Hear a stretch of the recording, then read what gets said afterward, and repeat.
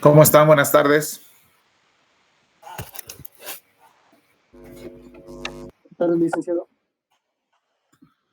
¿Cómo están? Mucha, yo les cuento medio mal, he estado con un dolor de cabeza horrible. Creo que algo me he hecho mal, pero una aspirina está pasando ya. Así que esperemos que se me pase. Bueno, vamos a hoy día paracetamol, dice sí, ¿no? Paracetamol. El problema está que eh, me curo del dolor de cabeza y me tomo un medicamento y me comienza a doler el estómago. ¿No? Y cuando te duele el estómago, te tomas un antiácido y te duele el riñón. Es divertido, ¿no? Pues los medicamentos no son buenos, siempre te lastiman algo. Lo mejor es algo más natural.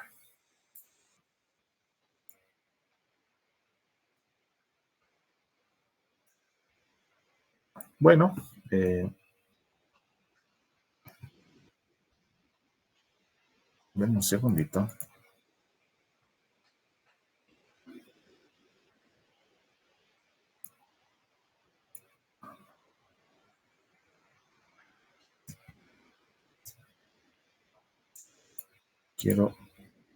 Vamos a ver hoy día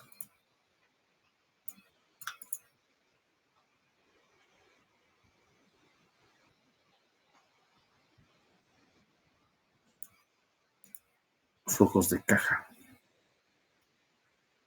Pero tengo un problema con los flujos de caja. Ah, ya sé qué es lo que pasa, con razón.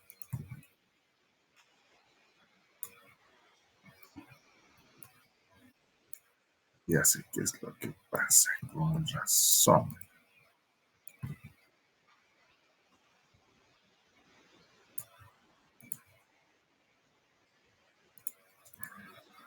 Ya bueno, luego lo arreglo.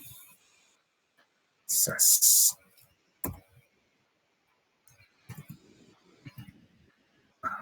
Un segundito.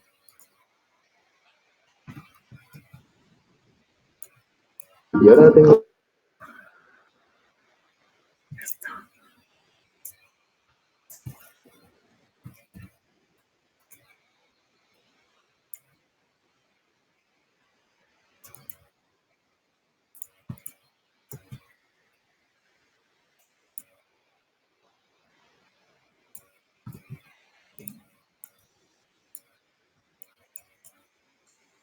Bueno,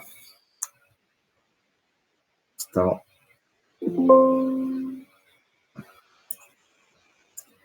Vamos a compartir la pantalla.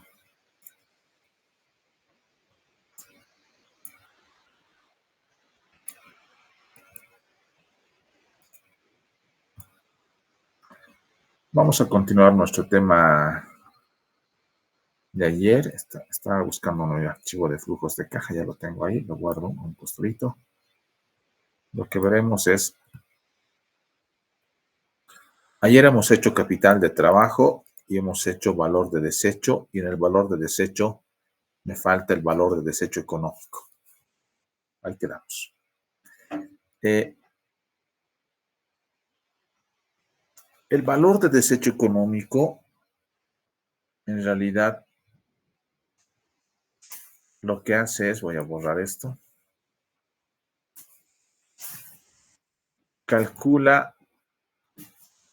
tengo que calcular el valor de lo que voy a recuperar el último año, ¿no? Eso es el valor de desecho. Estamos en el tema de valor de desecho. Ayer hemos hecho un valor de desecho contable, que no es nada más que tener los valores en libros de los activos. Ayer tenemos el valor de desecho comercial. Y aquí otra vez, ahora que me doy cuenta, nos hemos olvidado el terreno. Faltaría terreno, ¿no? El terreno tenemos que recuperar como valor de desecho. Entonces recuperamos el terreno. Y finalmente, en el valor de desecho económico, ¿sí? Tenemos, aquí era el valor, en el valor contable era el valor, no, era el valor en libros, ¿no? Entonces, esta suma era el valor en libros. Estoy repasando, ¿no? Entonces, Que el valor de desecho es lo que recuperamos cuando el proyecto ha concluido su vida útil. Puede ser que viva infinitamente, ¿no? Pero en ese caso, a los 10 años de proyección de flujo de caja, evaluamos el proyecto y asumimos que vamos a deshacernos del proyecto. Y como nos vamos a deshacer del proyecto, vamos a recuperar lo que hemos invertido. ¿Y qué recuperamos de las inversiones? Recuperamos lo que ha quedado de las inversiones después de que se han depreciado, ¿no? Entonces recuperamos, en este caso, en el método contable, el valor nominal de los activos. Eso recuperamos. Desde el punto de vista, claro, recupero los activos y el terreno, ¿no?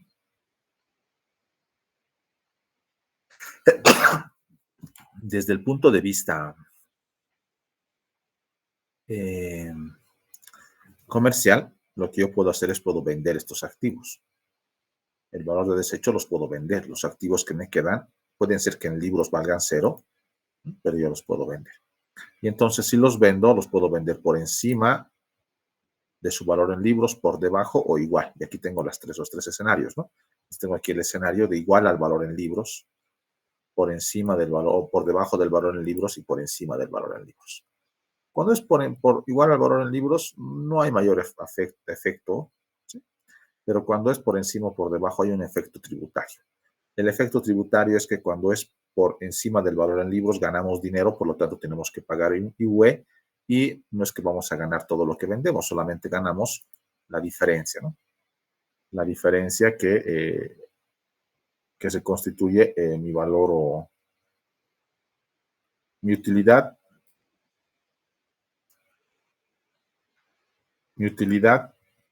pero sin impuestos. Esto es cuando es por encima. Y cuando es por debajo del valor en libros, estoy repasando lo de ayer, en realidad perdemos. Pero perdemos y esa pérdida puede impactar en ese impuesto a las utilidades y puedo disminuir ese impuesto. Como disminuyo ese impuesto, entonces puedo ganar un poquito porque como vendo por debajo del valor en libros, voy a aminorar la pérdida, ¿no? Voy a aminorar la pérdida. El aminorar la pérdida me ayuda, ¿no? Siempre y cuando tengo utilidades. Si no tengo utilidades, no se aminora esta pérdida. Y al final el impacto es la suma de todo esto. Ese es el impacto. Ese es el valor comercial. Lo vendemos a valor comercial. Y el tercer método es el valor económico. El valor de desecho económico en realidad es una cosa sencilla. Para calcular el valor de desecho económico tenemos que tener claridad con el flujo anterior. Antes, ¿qué teníamos en el flujo anterior? Pues tengo beneficios, ¿no?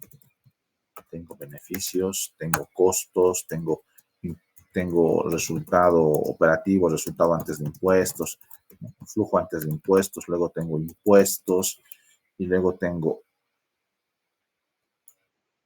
el flujo, ¿no? Tengo flujo después de impuestos. Y entonces, para la metodología de valor económico, lo que necesitamos es conocer ese flujo después de impuestos. ¿Cuánto es que estamos ganando ese último año después de impuestos? Y hay dos opciones para hacer, ¿no? Entonces, digamos que aquí los beneficios fueron 350,000, ¿no? Los costos fueron 210,000, me faltó un 0. Y el resultado es, claro, la diferencia. Bueno, ojo que aquí adentro, estoy resumiendo, aquí adentro están las depreciaciones, ¿no? Claro, aquí tengo que poner otra vez las depreciaciones, ¿no? Hay las depreciaciones. Y luego, después de que tengo el flujo después de impuestos, le devuelvo las depreciaciones. Y luego tengo el flujo neto. Tengo ahí el flujo neto. Es el flujo neto. Y ahí puedo seguir calculando, ¿no? Aquí tengo toda una serie de variables que me van a afectar. No quiero entrar a detalle, esto lo van a ver después. Pero al final tengo un flujo neto.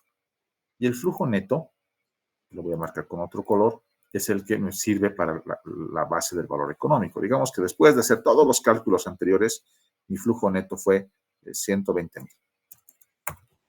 Ese es el flujo neto. El valor económico parte de la teoría de la estimación de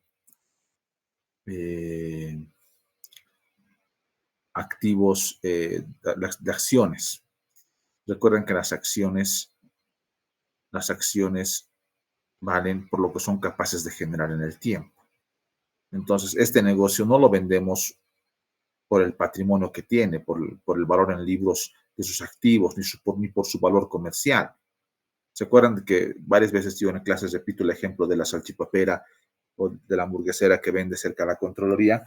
En ese ejercicio decimos que no vale el negocio de hamburguesera cerca de la Contraloría por el patrimonio que tiene, sino vale por lo que es capaz de generar en el tiempo. Ese es el valor de este negocio. Y lo que es capaz de generar en el tiempo es su rendimiento, ¿no? Su flujo neto de ese año. Entonces, este negocio vale por esto. En los libros, una vez que se ha calculado ese flujo neto, el valor de desecho, entonces es una perpetuidad de este negocio, de esto. El flujo neto, por lo tanto, es una perpetuidad. ¿Y cómo es una perpetuidad? ¿Cómo es una renta perpetua? ¿Se acuerdan? Cuando calculábamos el valor actual en matemáticas financieras de una renta perpetua, es decir, cuando n tiende al infinito, en matemáticas financieras lo que hacíamos era calculábamos la renta de esta perpetuidad sobre la tasa de interés. Ese era el valor de la perpetuidad. Y en ese sentido aquí vamos a aplicar esto. Aplicamos el valor de la perpetuidad. Entonces, la primera opción es aplicar el valor de la perpetuidad. Decimos, yo voy a vender este negocio, pero lo voy a recuperar dividiendo entre la tasa de interés. ¿Y qué es la tasa de interés? Es la tasa que el inversionista exige, ¿no? Entonces, digamos, 10%.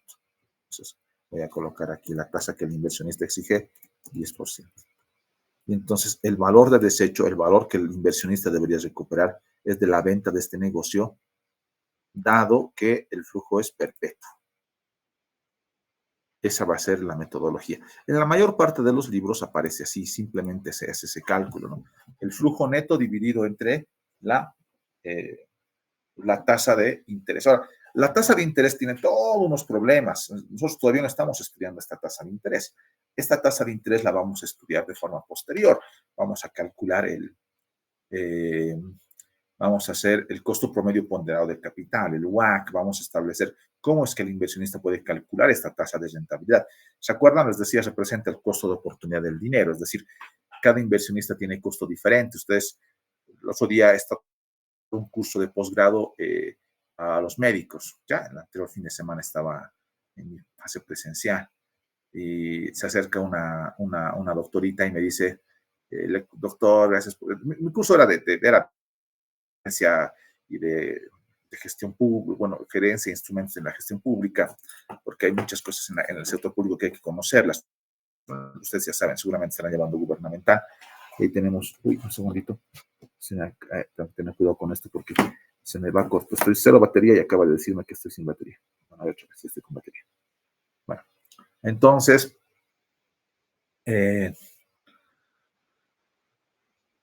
y me dice la doctorita, me dice, doctor, yo quisiera que me recomiende cómo invertir mi plata. Yo tengo un edificio, tiendas, galerías, departamentos, pues a la cuata invertir y estoy perdiendo por la inflación. Entonces, ¿qué hago?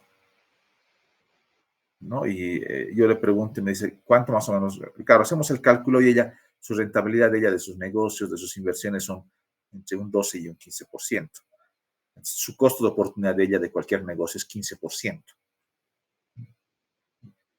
En cambio, para los demás, para el común de los mortales, su negocio es lo que le puede ofertar una caja de ahorros. Ahora tal vez la UFB, depósitos en UFB. Entonces, ese es el costo de oportunidad del inversionista. El inversionista tiene un costo de oportunidad que varía entre persona y persona. Entonces, esa es la tasa con la que se divide. Esta tasa de rentabilidad representa eso, esta ahí representa eso, ese costo de oportunidad del inversionista. Bueno, ¿y esta renta de dónde sale? Esa renta sale, como en términos en el libro lo van a ver, esa renta sale de los beneficios menos los costos sobre la tasa de interés. Pero en realidad es el flujo neto, ¿no? Es el flujo neto, por si acaso. Ese flujo neto está representado por los beneficios menos los costos. Ahora, esta es la forma más clásica de calcular el valor del desecho económico, es decir, se vende el negocio y se recupera el negocio por lo que es capaz de generar este negocio. Y lo que es capaz de generar en términos de valor actual, porque es una renta perpetua, es 1.200.000. Eso es lo que se tiene que recuperar en este negocio. Esa es la tercera fórmula de cálculo del valor de desecho. Pero, ojo, un momentito, ese 1.200.000 para el autor que estamos leyendo, que seguimos a Sapak Chain, ¿se acuerdan? Para Sapak Chain dice, momentito, dice, hay que hacer una corrección, dice Sapak Chain. Para él esto es insuficiente. Sí, sí, entonces hay que corregirlo. ¿Cómo se lo corrigen? Entonces aquí voy a hacer la corrección. Voy a hacer la metodología clásica. Esta es la metodología clásica, si quieren. Cuando encuentren algún libro van a encontrar esta metodología clásica.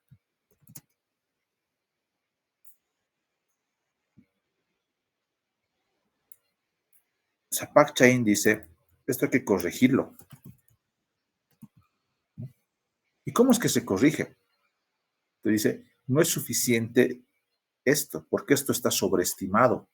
Aquí asumes que las inversiones son recurrentes, cuando las inversiones no es que son recurrentes, sino que cada año se tiene que reinvertir, porque las maquinarias se desgastan, los equipos se desgastan, las computadoras se desgastan. Entonces, tiene que salir un monto de dinero de esta renta perpetua para reponer la depreciación de los activos, la pérdida de valor de los activos. ¿Y dónde encontramos esa depreciación, esa pérdida de valor de los activos? Lo encontramos en la depreciación. Entonces, en el valor ajustado, Sapak Chain nos va a decir, ¿saben qué? Lo que hay que hacer aquí es, hay que restarle, tengo que restarle la perpetuidad de las depreciaciones.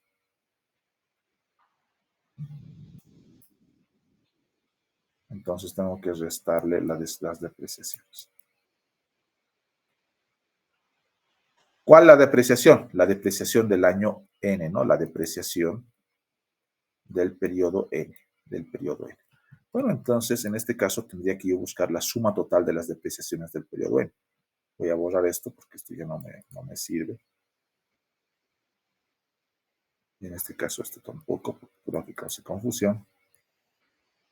Y ahora yo tendría que calcular las depreciaciones del periodo N. ¿Cuáles son las depreciaciones? Bueno, pues tengo que sumar mis depreciaciones. Depreciación total del periodo 5.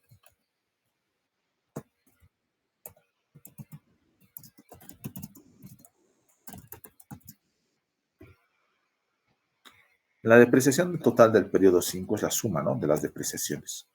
Entonces tengo la depreciación anual de los vehículos más la depreciación, caramba, más la depreciación anual de los muebles más la depreciación anual de las computadoras. Y esa es mi depreciación total. Esa es mi depreciación total. Y entonces lo que tengo que hacer es, a mi valor que está acá, tengo que restarle la depreciación. Entonces digo, lo que hago es, mi flujo neto, que es beneficios menos costos, menos la depreciación está acá, mi flujo neto menos la depreciación, dividido entre el costo de oportunidad del dinero, que cada inversionista lo tendrá, en este caso 10%, me va a dar el monto. Es un monto menor, ¿no? Hace rato me daba 1.200.000, ahora el valor de desecho es 1.120.000. Entonces, este valor contempla la reposición por pérdida de valor de los activos. Bueno, con esto nosotros habríamos acabado esta parte del valor de desecho. Lo hemos hecho.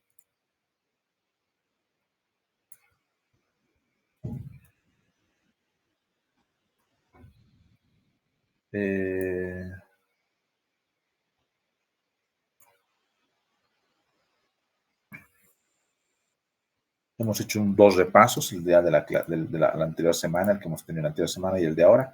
Espero con eso haya quedado claro. Y además les voy a pasar el archivo Excel. Les he pasado, les voy a pasar también el de ahora.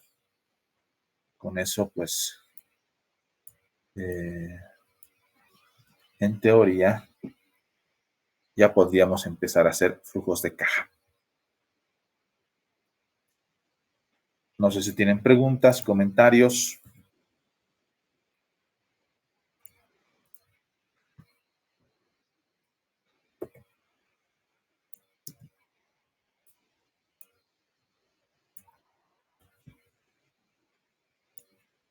Bueno, si no hay preguntas y comentarios, avanzamos. Voy a pasarles un set de ejercicios para que vayan practicando para el día del examen. Tienen Ya, no por ahora, ¿no? Pero por los siguientes meses necesitamos tener una prueba. La prueba en realidad, la prueba de fuego es el examen, ¿no? Esta es una cuestión, como han visto, extremadamente práctica y lo que necesitamos algún rato es ir al centro de cómputo para practicar en las computadoras. Lo que necesitamos aquí son las computadoras. Esa es la clave de nuestro ejercicio. Bueno, preguntas. ¿No hay preguntas? Si no hay preguntas, entonces vamos a nuestro flujo de caja.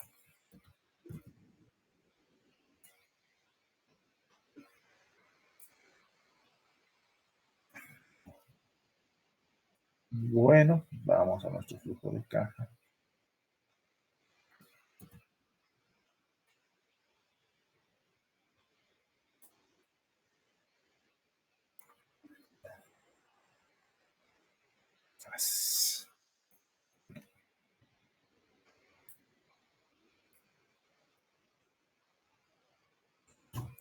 Bueno, les paso el archivo más tarde, ¿ya? Vamos a guardarlo.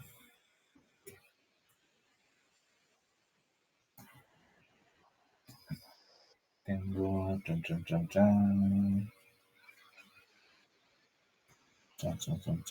Pechita.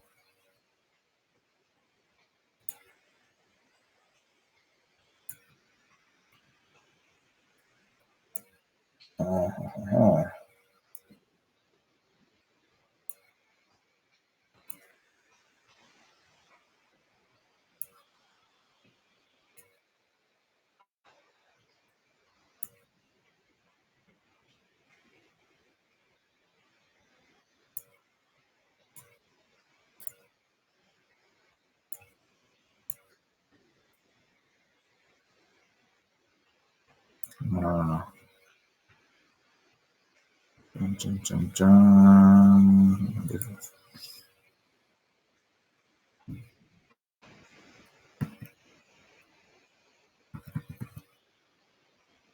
¿Me pueden confirmar si están viendo la pantalla, por favor? Sí, licenciado, se nota.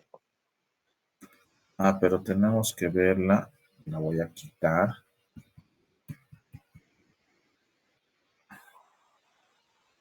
Porque es que tenemos que verla desde...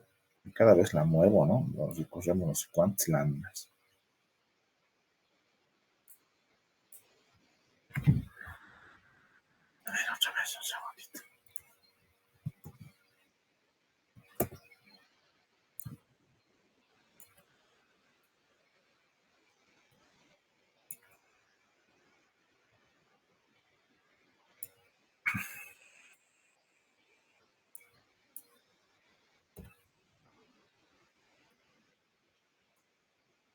Ahora sí. Esta la vamos a quitar.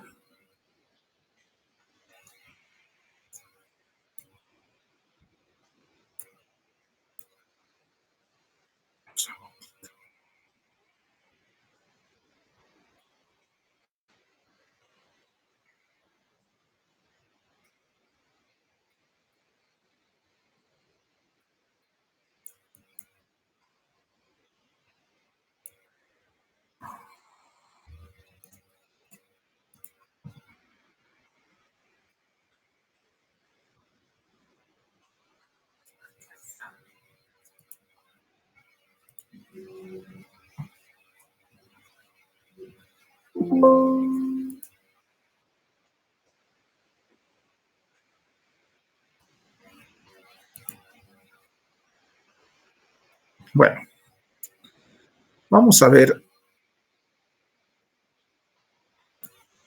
la...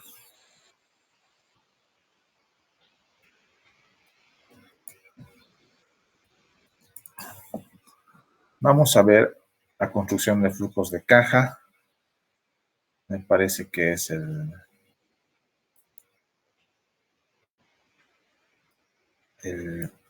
tema número 14, no estoy muy seguro. Ahora vamos a ver, voy a verificar. El tema 14 del libro, ¿no? Sí, bueno, En realidad, todo lo que hacemos termina en el flujo de caja. Como les he mostrado ayer, los proyectos van a terminar en un flujo de caja. El flujo de caja es lo que se espera que ustedes hagan. No se espera que hagan pedacitos del flujo de caja, ¿no? Entonces yo les mostraba ayer, este es un flujo de caja. Es un flujo de caja resumido. Este es el resumido, ¿no? Y para hacer el flujo de caja que está hasta el año 10, entonces tengo activos, costos fijos, variables, depreciaciones, intangibles, intereses, resultados, impuestos, resultados. Depreciación, amortización, resultado, inversiones, valor de desecho, préstamo. Entonces tiene varios elementos el flujo de caja. Y cada uno de estos tiene sus métodos. Como han visto, tengo, para el caso del valor de desecho, tengo diferentes métodos. Este, por ejemplo, es interesante, miren, está dividiendo el monto de dinero entre la tasa de exigir, es decir, este está haciendo la valoración económica sin corrección. Entonces, el flujo de caja tiene diferentes elementos. Todos nosotros ya los hemos visto. Los hemos visto todos los elementos. ¿Pueden aparecer alguno que otro más? Sí. Por eso necesitamos conocer la estructura genérica del flujo de caja. Necesitamos saber la estructura del flujo de caja. Además, hay diferentes tipos de flujos de caja. Hay flujos de caja del inversionista, flujo de caja del proyecto, flujo de caja impositivo, flujo de caja del gobierno. Podemos hacer, ¿por qué? Porque va a depender de la perspectiva que mira el flujo de caja. Vamos a aprender hoy día entonces las consideraciones que deberíamos tener para la construcción de un flujo de caja. El flujo de caja puede evaluarse para un proyecto en funcionamiento, para un nuevo proyecto. En todos los casos hay que hacer un flujo de caja. ¿Sí? Miren, aquí tengo este gráfico, me parece interesante, que es de subtexto. Lo voy a llevar, no están las láminas, creo que lo voy a copiar. Ahí lo voy a poner. Miren, el flujo de caja me permite la evaluación del proyecto. ¿Cómo lo voy a evaluar? Con los indicadores financieros, ¿no? Tengo que construir indicadores financieros que me permitan evaluar el proyecto. Ya hemos aprendido en matemáticas financieras los indicadores financieros. Hemos aprendido el BAN, hemos aprendido el PLATIR, hemos aprendido el CAUE, ¿no? Entonces ahora vamos a revisar esos y además los vamos a profundizar y ver algunos más, ¿no? Por ejemplo, podemos tener una tira aproximada, podemos comparar BANs entre diferentes proyectos con una cosa que se llama el IBAN. Podemos hacer muchas cosas con los flujos financieros, pero para llegar al flujo financiero necesitamos construir el flujo de caja. Y decir, vamos a evaluar los proyectos cuando construimos el flujo de caja. Si no los construimos, no vamos a poder evaluar. Bueno, claro, ¿qué podemos evaluar? Vamos a poder evaluar de acuerdo de diferentes formas, ¿no? Por ejemplo, si puedo evaluar un nuevo proyecto o puedo evaluar un proyecto ya existente. Y si evalúo un proyecto existente, tengo la opción del outsourcing, que ya hemos visto el outsourcing, es decir, externalizar algún bien o servicio, ¿no? O podemos hacer un proyecto de reemplazar la tecnología, de ampliar la planta, de internalizar. Antes yo no lo hacía que el servicio de limpieza sea externo, ahora lo haré yo. O un proyecto de cierre de proyecto. También puedo evaluar un proyecto si es que quiero evaluar qué pasa si lo hago con mi plata, si lo hago con crédito bancario, si hago un leasing. Ustedes saben que es el leasing, ¿no? Es una modalidad de financiamiento en el cual se acuerda pagar un alquiler por un bien o servicio, pero con opción de compra. Digamos, yo quiero alquilar unas oficinas, pero no estoy seguro si alquilar o comprar. Entonces, como tengo un punto intermedio de leasing, hago leasing, pago como una suerte de alquiler, pero en el caso de que yo quiera comprar, parte de mi alquiler va a formar parte de las cuotas que hubiera pagado ya por la oficina en el caso de que decida comprar. Ese es el leasing. Y luego puedo tener otros tipos de modalidades de financiamiento, ¿no? Y de acuerdo a la finalidad del estudio, puedo tratar de medir interesantemente la rentabilidad del proyecto, si este proyecto rinde, la rentabilidad del inversionista, si es que una cosa es la rentabilidad del proyecto, otra la del inversionista, ¿no? ¿Por qué? Porque es diferente. Ustedes me dirán, pero es un solo proyecto. No, no, no es un solo proyecto. Voy a ponerles un ejemplo. Digamos que ustedes quieren poner una fábrica de juguetes. Y dicen, voy a hacer juguetes de Navidad, voy a poner $100,000. Pero la fábrica vale 50,000. Y entonces se prestan $50,000 del banco. Tienen ahí dos costos de oportunidad del dinero, porque al banco le tienen que pagar una tasa por el préstamo que se han hecho del banco. Ahora, por ejemplo, prestarse del banco en situaciones de inflación está interesante. Entonces le pagan al banco un 15%, pero ustedes exigen a su inversión 20%. El banco les ha prestado más barato, ¿no? Si mido todo el proyecto, probablemente el proyecto como proyecto sea mucho más rentable que la inversión que yo estoy exigiendo. Y otra es medir la capacidad de pago, ¿no? Si el proyecto puede generar lo suficiente para pagar una obligación. Lo tengo que mirar de diferentes maneras. Puede ser cosas contrarias, ¿no? Puede ser que el proyecto sea rentable como proyecto, pero no rentable para el inversionista. Imagínense ustedes como esa doctorita que conocí el fin de semana que tiene negocios inmobiliarios y la doctorita exige 15%. Entonces ustedes le presentan un buen negocio que gana 12%. Para la doctorita el 12% es mal negocio, pero como proyecto es bueno porque está por encima del mercado, pero para ella es malo. Entonces puede ser que el proyecto sea rentable, pero no del inversionista. Entonces tenemos que separar los flujos en sus componentes, lo que va a ser flujo del inversionista y lo que va a ser flujo del proyecto. Entonces podemos hacer diferentes evaluaciones. Y aquí le falta este gráfico, yo lo aumentaría algunas otras evaluaciones. Le falta evaluaciones, por ejemplo, le falta, de acuerdo de acuerdo a si este es un proyecto público o privado, de acuerdo a la perspectiva si es social, económica o privada, ¿no? Entonces lo aumentaría aquí. Y lo hemos hablado al inicio me acuerdo de las primeras clases. ¿Por qué la perspectiva social, económica y privada? Si es privada, es con miras del privado, pues ustedes son privados, quieren ganar plata, pero el Estado no. Su fin del Estado no es ganar plata, su fin del Estado es proveer bienes y servicios, pues para que la gente tenga una base común para su desarrollo, al menos unas mínimas condiciones de desarrollo. Entonces, por ejemplo, el Estado se puede dar el lujo de tener empresas de agua que estén en pérdida. Muchos están cuestionando la calidad de la rentabilidad de las empresas. Está interesante, pero las de agua no las vamos a cerrar.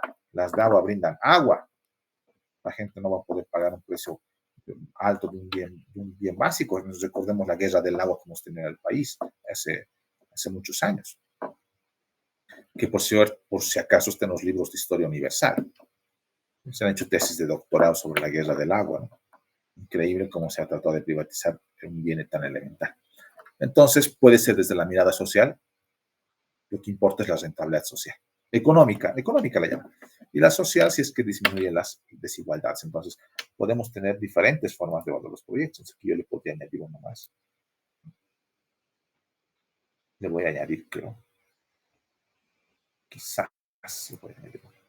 Entonces, desde la perspectiva, puede ser la perspectiva privada, la perspectiva económica, viendo el beneficio para la sociedad, y la perspectiva social, viendo factores redistributivos. Eso es de acuerdo a la perspectiva, según la perspectiva. Y puede haber combinaciones, ¿no? Puedo tener perspectivas que miran la rentabilidad del inversionista, que es del Estado, para un proyecto que venga con crédito bancario para internalizar productos. Puedo tener combinaciones de evaluaciones de proyectos. En todos los casos, todas las combinaciones de evaluaciones de proyectos tienen que terminar con elaboración del flujo de caja. Elaboramos un flujo de caja, ¿no? Ahora, ¿qué elementos tiene este flujo de caja?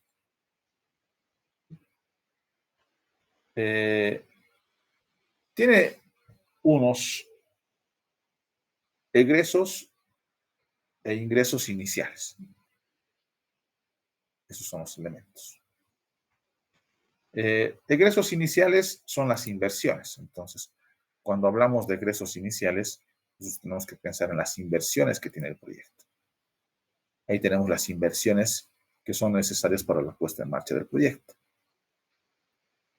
¿Sí? Algunos le van a llamar costo de inversión.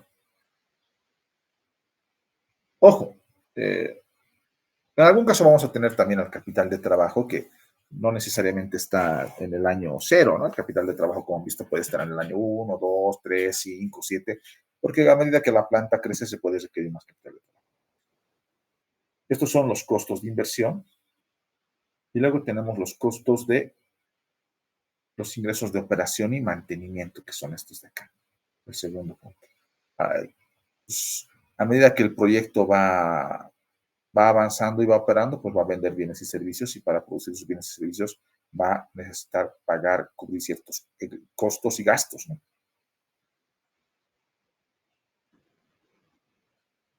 El tercero, bueno, aquí entre los ingresos de operación también, por supuesto, vamos a cubrir vamos a cubrir los impuestos, ¿no? Va a ser importante cubrir los impuestos porque tenemos que cumplir con las obligaciones tributarias que tienen los países. Pero, ojo, nos concentramos, dijimos, también solamente en el IUE. Van a ver que muy pocos libros, y ahora que me acuerdo pensando un poco en los libros extranjeros que yo conozco, no tengo ninguno, así que en general me incluye el IVA. Conozco un libro nacional de un autor cruceño que no lo tengo logía una vez que incluye el IVA, pero después no. ¿Por qué? Porque el IVA se va compensando, ¿no? El crédito con el débito fiscal se van compensando y por lo tanto no se recomienda usarlo porque la magnitud es muy pequeña como para que influya en el proyecto. Al final, el proyecto no está pensado a generar, si quieren, ganancias por ahorros impositivos o por ventajas impositivas, ¿no? Más bien son las operaciones del proyecto las que tienen que generar la utilidad del proyecto. Entonces, solamente nos concentramos en el impuesto más importante, que es el IUE, que es ineludible y además es 25%, ¿no? Por eso es que tomamos en cuenta eso. Luego tenemos un tercer elemento, que son los elementos en los que incurren los ingresos y los gastos. Tenemos que tener mucho cuidado en las proyecciones, ¿no? Tenemos que tener proyecciones respecto a estos elementos. ¿Cuánto tiempo? Y aquí tenemos que discutir sobre el tiempo de los proyectos. Ya lo hemos dicho la otra vez. ¿En cuánto tiempo evaluamos un proyecto? El horizonte de evaluación del proyecto, es decir, si lo voy a evaluar a los 5 años, 10 años, depende de la duración del proyecto. En general, se dice que se evalúa en la duración del proyecto. Entonces, es un proyecto, no sé, yo quiero tener una empresa de buses. Entonces, mi empresa de buses, ¿en cuánto tiempo mi bus ya deja de estar obsoleto, inservible? Ese es mi corte para mi evaluación del proyecto. Yo quiero, por ejemplo, en el mundo social, en el mundo de la inversión pública, se evalúan proyectos de riego, de perforación de pozos, ¿no? El otro día yo estuve participando en un proyecto de perforación de pozos y el horizonte era 15 años. Me acuerdo que he hecho miles de letrinas, hice en el oriente, muchos proyectitos chiquitos de letrinas, y el horizonte de las letrinas igual eran 15 años. Espera que la letrina dure 15 años de vida útil. Entonces el horizonte de evaluación es 15 años. Cuando no se tiene un horizonte definido o es un horizonte infinito, entonces se acostumbra a tener 10 años.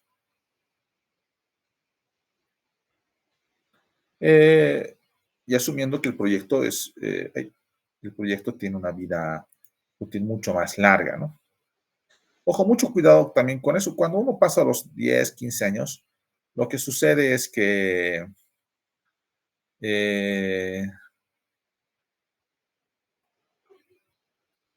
los flujos, mientras son más alejados, tienen menos impacto, ¿no? Porque al traerlos a valor actual se vuelven más chiquititos.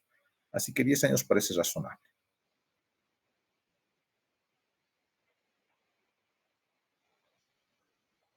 Bueno,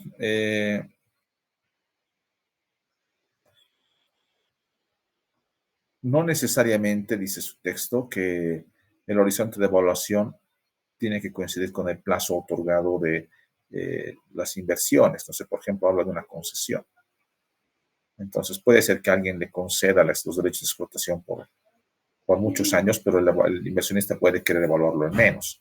Por ejemplo, si no me falla la memoria, el negocio del Megacenter en el Pavi es una concesión.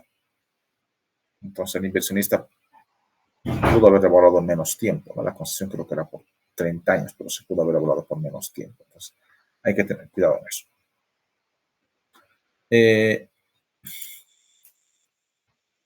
Bueno, cualquier rato me interrumpen, ¿de acuerdo?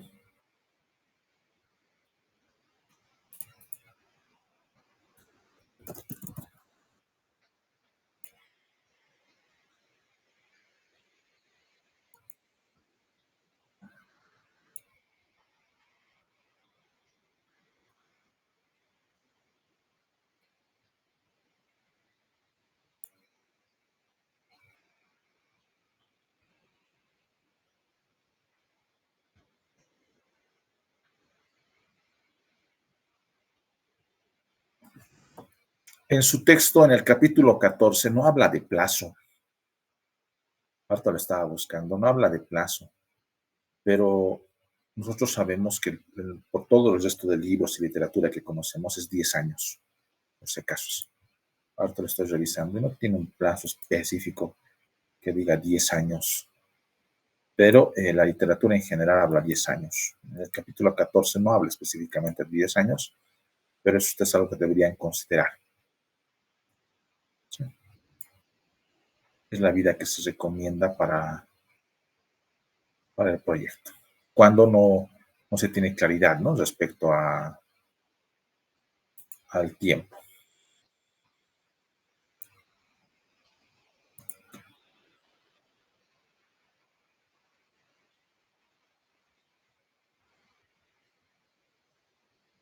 Bueno, vamos a representar ahora gráficamente el flujo de caja. Hoy día nos vamos a concentrar en la teoría y voy a hacer lo posible de pasar en el centro de cómputo la próxima clase. Aunque algún rato lo he intentado, pero estaba ocupado. Bueno, veremos qué pasa. Si no se pudiera pasar en el centro de cómputo la próxima clase, vamos a tener que buscar un día para pasar, porque lo que me acuerdo es que estaba lleno y me acuerdo que había dos problemas. El primer problema era que estaba lleno, no me acuerdo si era 1 o 2 días, y el segundo problema del centro de cómputo era que solamente había 60 máquinas, pero recordando un poquito, ustedes a clases normales vienen como 50, 60, esto no viene a clases. Así que en vano me estoy haciendo lío de, y si no, se sientan de a dos. Vamos a asumir que son los que vienen a clases 60 más o menos que están viniendo. Al día del examen vienen hartos, pero bueno, pues ahí habrá matanza. Bueno, ¿qué tiene el flujo de caja?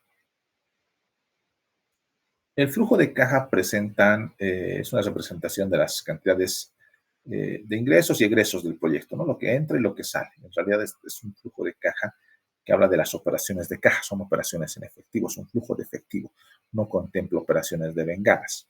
Entonces, como es un flujo de efectivo, las operaciones del proyecto se van a concentrar en las entradas y salidas efectivas de dinero. Por eso es que sumamos o restamos las depreciaciones, luego las sumamos porque nos representa una salida efectiva de dinero. Entonces, mucho cuidado con eso. ¿Qué contempla el flujo de caja? Pues en las ventas, de descuento de las ventas tengo el costo, luego tengo la utilidad, el impuesto, la utilidad neta, más las amortizaciones, voy a generar mi flujo de caja. Este gráfico me gusta mucho más, es del ingeniero que es Luis Pablo Belenqui. Él nos grafica este flujo muy bonito, miren, es muy interesante. Y nos recuerda las cosas que hemos estado haciendo, ¿no? Entonces te dice, los proyectos tienen un periodo de puesta en marcha. En el periodo de puesta en marcha, pues se realizan todas las inversiones que tienen que ver con el proyecto. Las inversiones que pueden ser, claro, el terreno, la tecnología, y claro, por supuesto, los gastos de puesta en marcha, ¿no? Tenemos gastos de puesta en marcha, hay que pagar la concesión, los gastos de constitución del negocio, etc.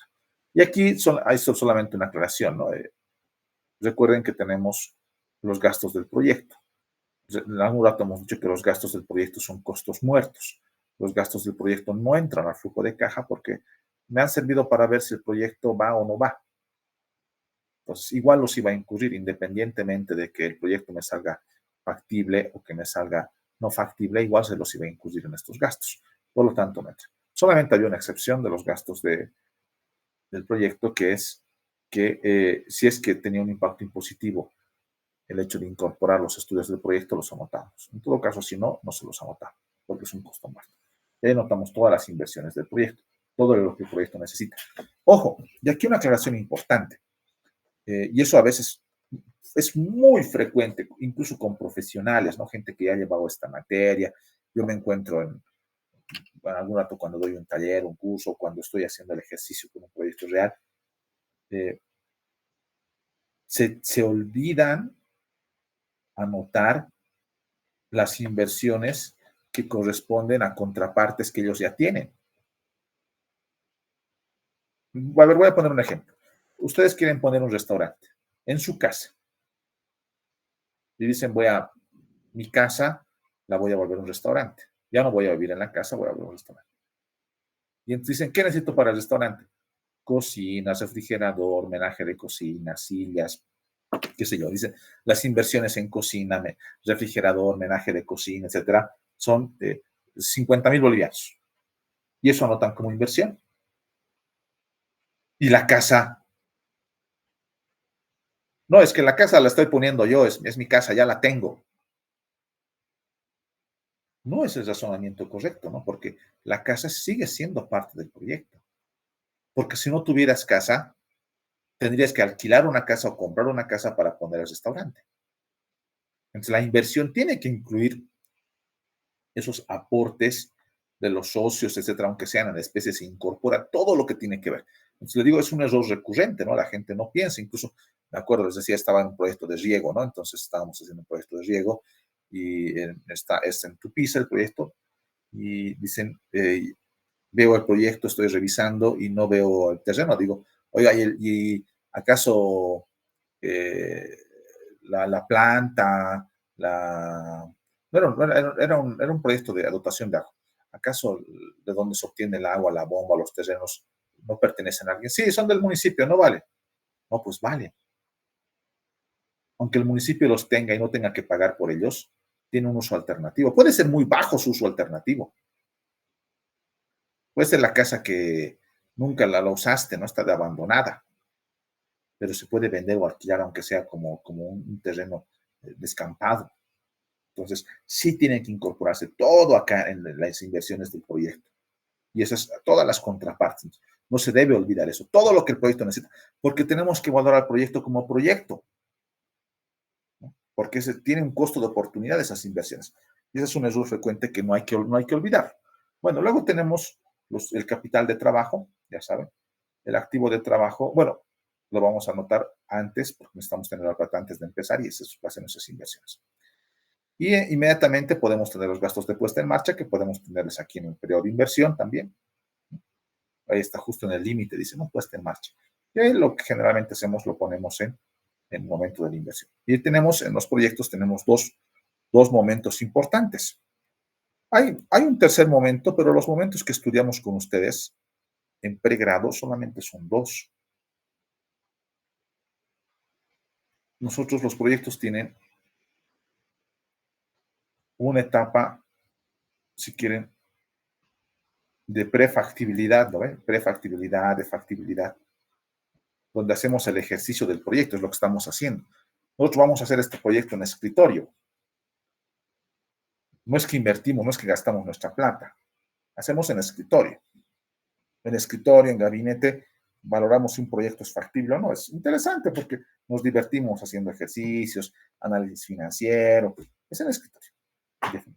Pero después el proyecto en la realidad tiene que el proyecto entrar a una etapa de inversión. Si definimos que el proyecto es factible, el proyecto entra en una etapa de inversión. Y luego de la inversión tiene una etapa de operación y mantenimiento. Luego el proyecto podrá cerrar y podrá haber una etapa de evaluación del proyecto. Pero evaluación ya posterior, ¿no? Que le llaman ex post o evaluación final. Nosotros ahora nos concentramos en esta partecita, ¿no? Y para eso definimos un escenario.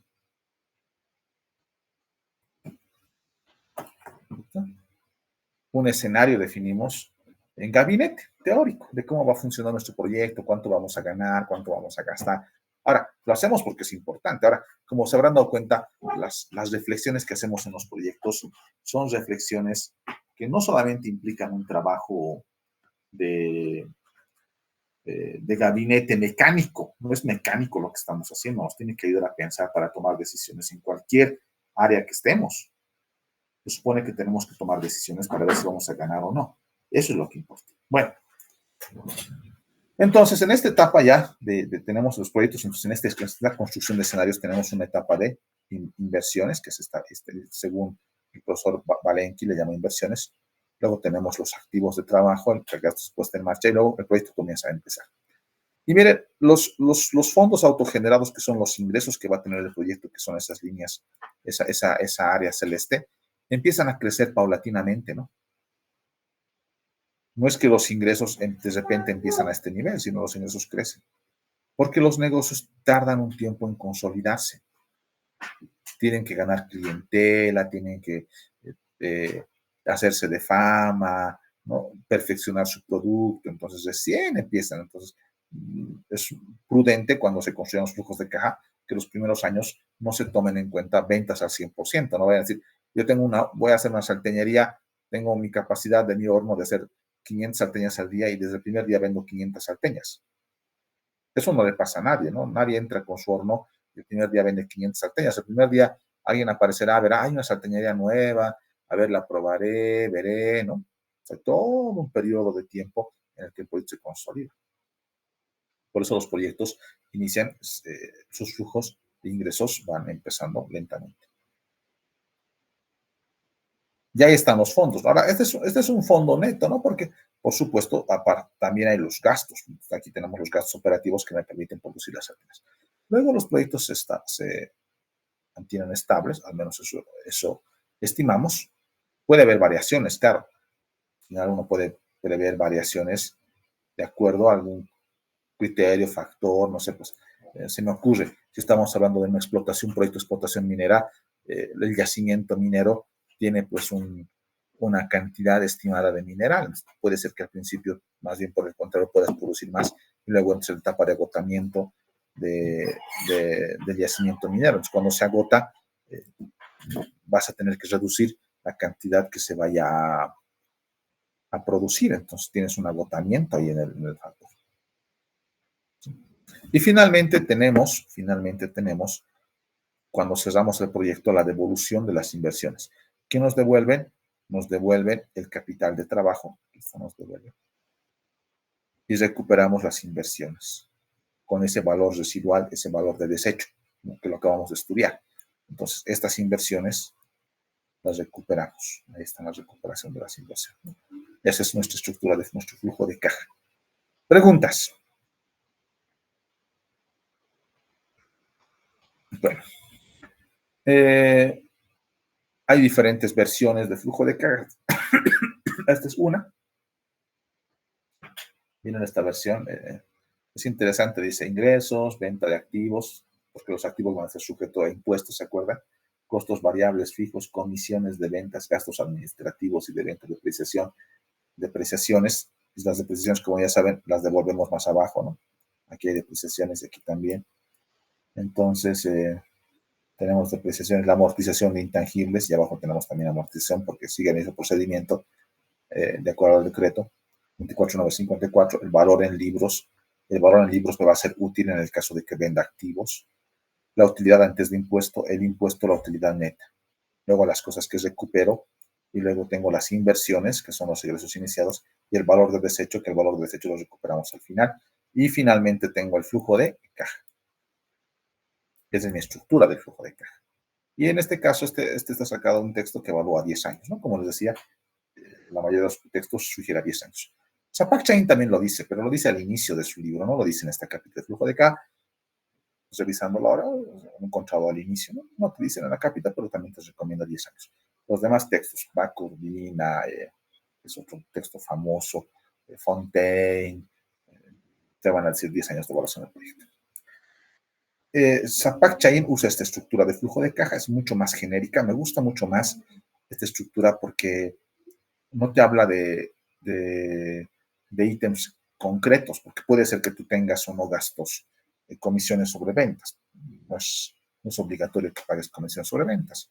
Puede ser que haya, puede ser que no haya.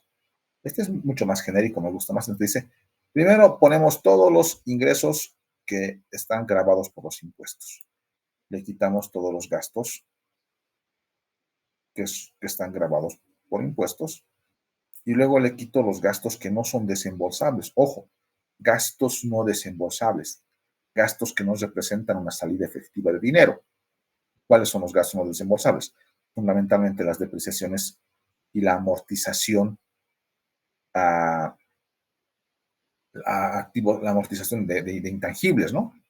Luego tengo la utilidad, el impuesto, nuestro IUE, en este caso nuestro IUE, 25%. Luego le ajusto, le devuelvo los gastos, estos gastos que eran no desembolsables, lo devuelvo. Y luego tengo los egresos no efectos impuestos. Ahora, hay una diferencia, ¿no? Hay egresos no efectos impuestos efectivos. ¿Qué cosa, pues, es no afecto a impuesto efectivo? Por ejemplo, aquí vamos a cuando tengamos deudas, las deudas, cuando hagamos nuestro cuadro de amortización de las deudas, ¿se acuerdan sus clases de matemáticas financieras? Cuando hagamos nuestro cuadro de amortización de las deudas, tengo que diferenciar en amortización en sus componentes, ¿no? La amortización tiene dos componentes, la amortización a capital y el interés. El interés que se paga al banco es un costo financiero y va a ser un egreso afecto a impuestos, porque voy a permitir reducir la utilidad. Una pregunta. ¿Sí? Sí, sí, adelante, por favor.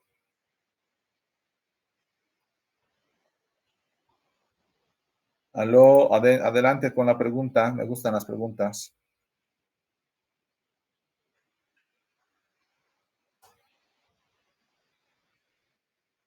¿Aló?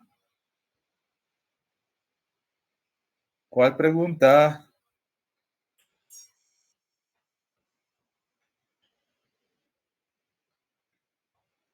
Hello.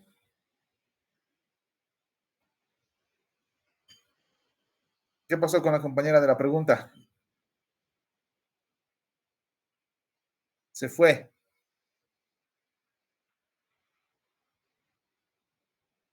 Bueno, me pregunta más adelante. Uy, acabo de mirar. Cristian pregunta, dice una semana más, dice virtual. Cristian, no lo sé. Cristian, no he visto el comunicado, no lo sé. Si es que hay una semana más virtual, seguramente se les comunicará. Por ahora, como nosotros tenemos la ventaja de que pasamos miércoles, no nos afecta. Hasta el miércoles ya vamos a saber. Preocúpense por las materias que les toque el lunes. Así que nosotros que no nos afecte por ahora, que no nos perturbe ese hora virtual.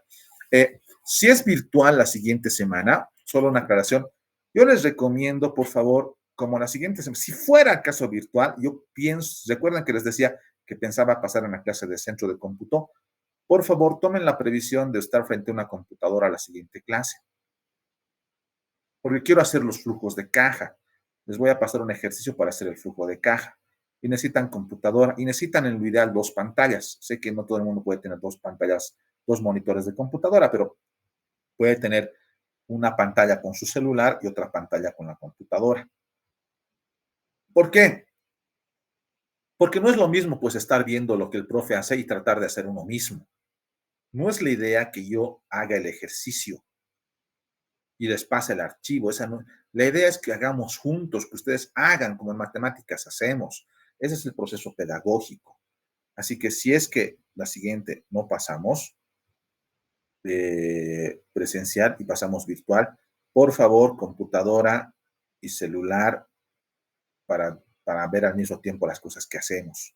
Tomen sus previsiones si queremos hacer el flujo de caja, ¿no? Y no quiero que me estén viendo, ¿no? Porque mi abuelo decía, miran como marmotas, decía mi abuelo, ¿no? Y claro, la marmota está mirando, ahí no hace nada la marmota. No es la idea de ser marmotas, la idea es hacer.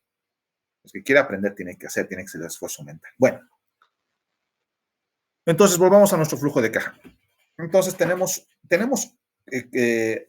cuando tenemos deudas, tenemos operaciones interesantes, ¿no? Por ejemplo, la amortización a capital, lo que se amortiza a capital, que es la descomposición en el cuadro de amortización. Recuerden, tengo un cuadro de amortización. De mi cuadro de amortización tengo una acá, que es la amortización a capital. La amortización a capital es un gasto que no está efecto a impuestos. Yo le pago al banco y le devuelvo el préstamo que me he hecho, lo correspondiente al capital. Eso no es un egreso que me vaya a descontar impuestos, porque le estoy devolviendo lo que me ha prestado. No tiene por qué eso descontar a la utilidad. Pero sí tiene que descontar a la utilidad el costo financiero.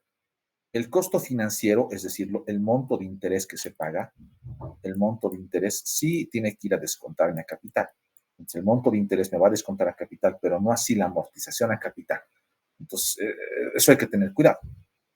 Bueno, y finalmente tengo mi flujo de caja, ¿no? Tengo mi flujo de caja. ¿Qué más? ¿Qué tampoco no está efecto impuestos? El valor de desecho. El valor de desecho económico no va a estar a efecto impuestos. El valor de desecho contable no va a estar a efecto impuestos. El único valor de desecho que va a estar a efecto impuestos va a ser el valor comercial. Y eso, ¿por qué? Porque si vendo por encima del valor en libros, soy sujeto a impuestos. Entonces, por ejemplo, ahí si vendo activos, tendría que ir en mi flujo allá arriba, ¿no? En ese sentido, esta estructura de flujo de caja que nos presenta Sapak Chain es mucho más, me gusta mucho más porque es más general, me permite moverme. Si la conozco como que a memoria, no voy a tener ninguna dificultad con cualquier flujo de caja. Y como verán, no es muy complicado. Y les soy sincero, ustedes tienen la ventaja, los contadores públicos son los que mejores arman los flujos de caja. Deberían armarlo además mejor. ¿Por qué? Porque ustedes están acostumbrados a hacer estados de resultados, a hacer flujos de caja, conocen bien las depreciaciones, los impuestos, se ubican muy bien. Hacer el flujo debería ser sencillo para ustedes. En cambio, un economista tiene que recordar qué es depreciación, aprender, ¿no? Entonces, que los hacen también. Pero ustedes son los que deberían tener aquí liderar la construcción de los flujos de caja para el análisis financiero. Así que, por favor, cuando estén en su examen, yo esperaría buenos flujos de caja, ¿no? Por su formación, que nosotros repasamos aquí muchas cosas, pero muchas cosas ya las recibí en su formación anterior. Como se han dado cuenta, seguimos usando anualidades, amortizaciones, rentas perpetuas, seguimos utilizando los conceptos que ustedes han visto, las depreciaciones. Prácticamente es una recopilación de lo que han visto hasta ahora en el resto de materias. Bueno, vamos a algunas consideraciones. Los ingresos y egresos afectos a impuestos o todo aquello que aumenta o disminuye la utilidad contable.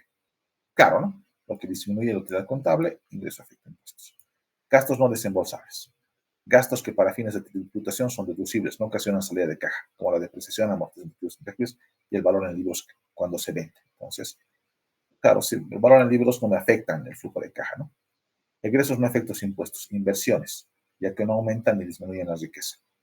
Las inversiones no van a aumentar ni disminuir la riqueza contable de la empresa, ¿no? Tengo un activo más, entonces. ¿Vale? Beneficios no efectos impuestos son el valor de desecho del proyecto.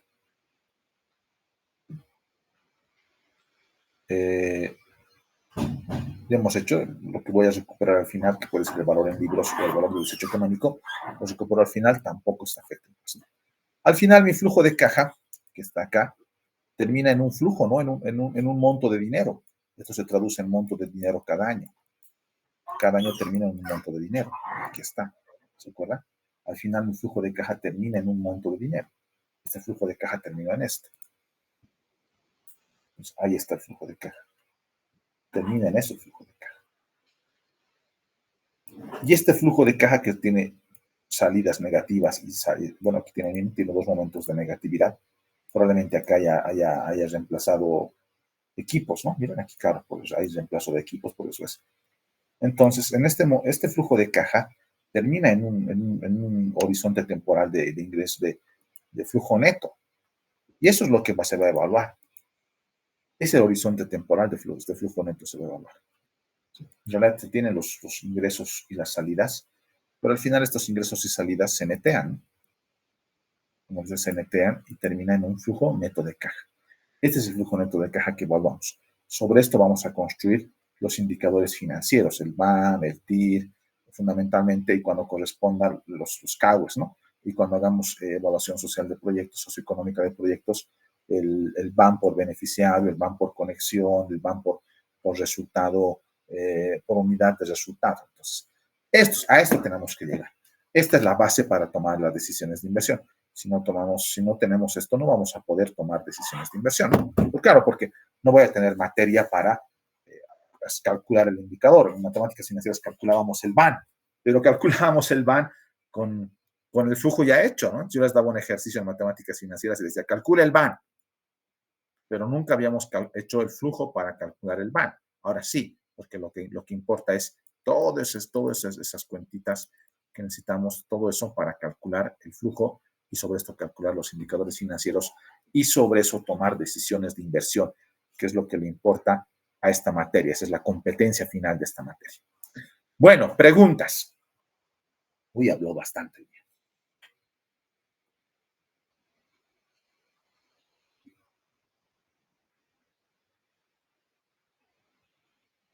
Preguntas, comentarios.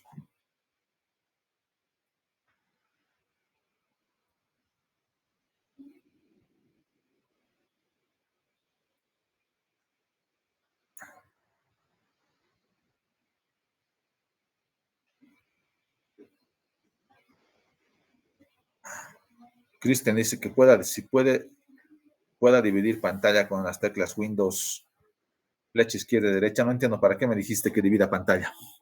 Pero bueno, tal vez me ayuda, ¿no? Windows voy a probar, pero...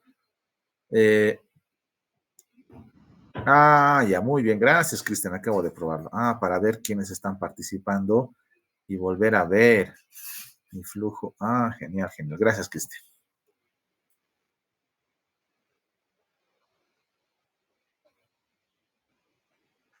Para tener dos monitores, decías. También interesante. Gracias, Cristian. Prueben a ver lo que dijo Cristian. En vez de tener dos monitores, lo divido mi pantalla. Bueno, me parece bien. Bueno, también buena sugerencia, ¿no?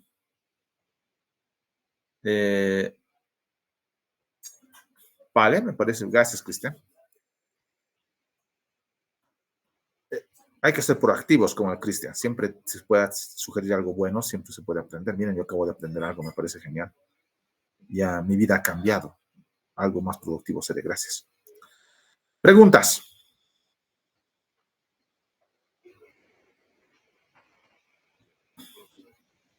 Bueno, si no hay más preguntas, compañeros, quedamos acá, atentos para la siguiente semana. Esperemos que...